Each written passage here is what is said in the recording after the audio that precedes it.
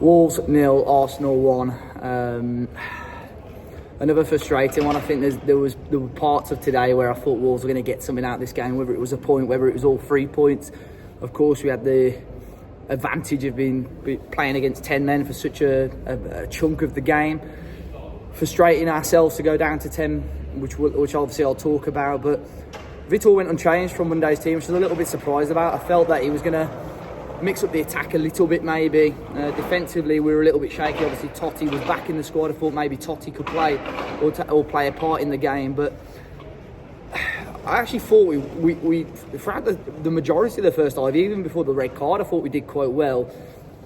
Lacked something going forward. I think Strand Larsen really struggled. I don't know if he was already carrying a knock before he came off, but he really struggled to hold that ball up. And then he pulled up, which meant Hwang came on.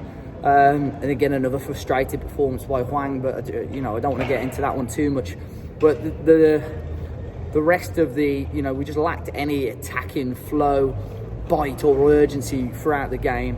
Whether it was 0-0 against 10 men, whether it was 10 versus 10, or whether we were 1-0 down, just once again, just lacked serious bite and energy going forward.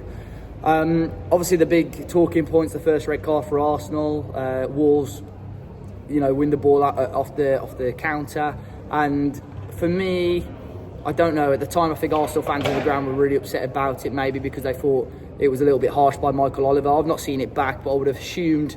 I thought at the time it might have just been because it was a professional foul, but I assume it was a nasty tackle on the back of Matt Doherty's ankle, and the young lad Lewis Skelly gets sent off, and that's really where Wolves had to take advantage. We did okay for the remainder of the first half. Started off a bit slowly in the second half. I think we had to react a little bit better. Arsenal were pressing us and had a lot more energy than us at the start of the second half, but I was cautious. Even at half-time, I said to the guys around me, I just had a bad feeling there was going to be another red in this game. I felt because João Gomez was on a booking, there were one or two instances that he got pulled up on after that, and I felt that one slip up and he'd be off, and it'd be 10 versus 10, and I think all the momentum goes back to Arsenal because they're tough enough to beat at 11 v 11. If you get playing them with a man advantage, you've got a chance. But back at 10 versus 10, for them, it's a game they really think they will win because they've got the quality to do so. So I was a little bit confused. I think it was such a risky play by Vitor. Look, I sort of get the way it was working. It was doing okay. The midfield worked quite well. Andre and João Gomez had that balance. But to risk that for 70 minutes, or until the 70-minute mark, I should say, was a real risk for me. And obviously it's backfired. And then Arsenal end up getting the goal. Calafiori, who came off the bench at the back post. Look, there was some positives from the game. I thought Agbadou was fantastic today. I think he really showed off his quality today. There may have been a few question marks over the early performances of him since joining, but I thought today he really showed his quality. He wasn't scared to get stuck in. Aerially, he was pretty solid as well. But other than that, again, just Cunha frustrated me a little bit. And I know it's maybe, I don't really want to feel like I'm picking on him because obviously I picked on him after the Chelsea game. I just felt, look, he did have our two best chances. The one that was deflected and Raya made a good save for. The second one off the resulting corner, he has to score.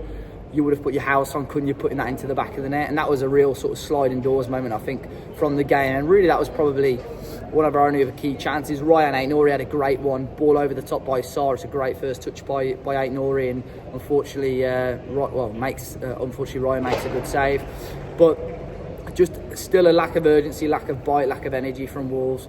And it's not like we went into today's game expecting a win. Of course, you always, as Wolves fans, you want to be quietly confident, or you want to support and back your team. But it was frustrating again today to walk away with absolutely nothing. We had a very good chance of trying to get something out of that game. To be honest, you could hear the frustration of the fans. The Fosun owner, Guo Guangchang, was there today, and we heard chants of back the team or sell the club. Let's see this week. This week is massive for the transfer window and for the Premier League status and survival of Wolverhampton Wanderers. So let's see if they listen to the fans and back the club. But it has finished Wolves 0, Arsenal 1.